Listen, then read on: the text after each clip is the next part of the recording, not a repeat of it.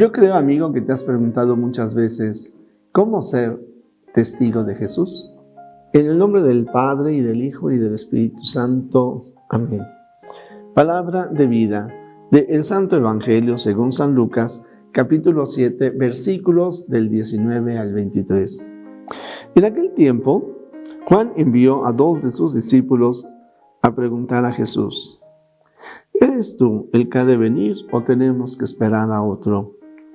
Cuando llegaron a donde estaba Jesús, le dijeron: Juan el Bautista nos ha mandado a preguntarte si eres tú el que ha de venir o tenemos que esperar a otro. En aquel momento Jesús curó a muchos de varias enfermedades y dolencias y de espíritus malignos, y a muchos ciegos les concedió la vista. Después contestó a los enviados: vayan a contarle a Juan lo que han visto y oído. Los ciegos ven, los cojos andan, los leprosos quedan limpios, los sordos oyen, los muertos resucitan, y a los pobres se les anuncia el Evangelio. Dichoso el que no se escandalice de mí. Palabra del Señor. Gloria a ti, Señor Jesús. Queridos amigos, seguimos en el tiempo del Adviento. Ya estamos en la tercera semana. Y la figura de Juan Bautista, se menciona en estos días para que de él podamos aprender muchas cosas. Hoy vemos cómo Juan Bautista manda a discípulos suyos para hacerle alguna pregunta al Señor Jesús.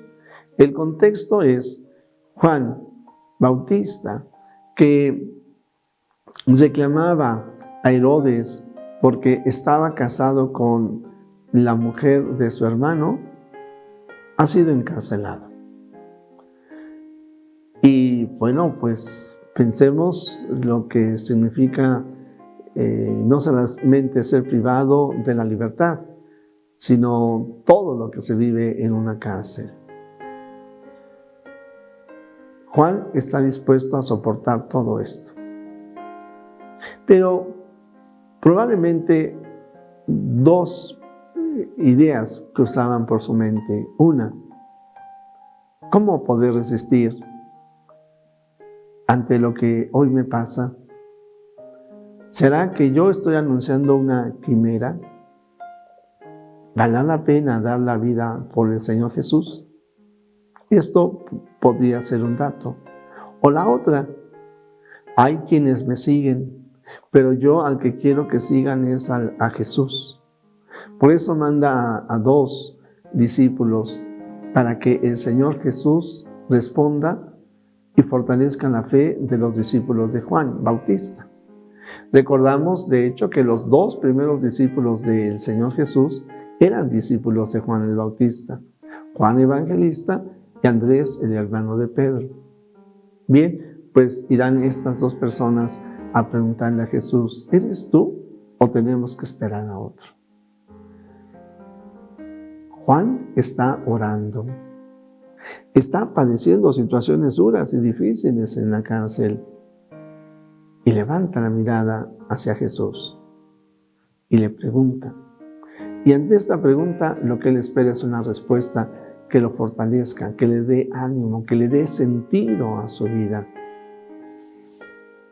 Cuando llegan los discípulos de Juan el Bautista, el Señor Jesús no les responde inmediatamente, sino que actúa, sana a enfermos, expulsa demonios, da vida nueva a personas que habían muerto. Y dice una frase que a mí me parece extraordinaria, porque les dirá a los discípulos del Bautista: vean lo que yo he hecho, díganselo a Juan, pero también díganle que además de estas obras de misericordia, el Evangelio se anuncia. El Señor Jesús ora y labora, trabaja.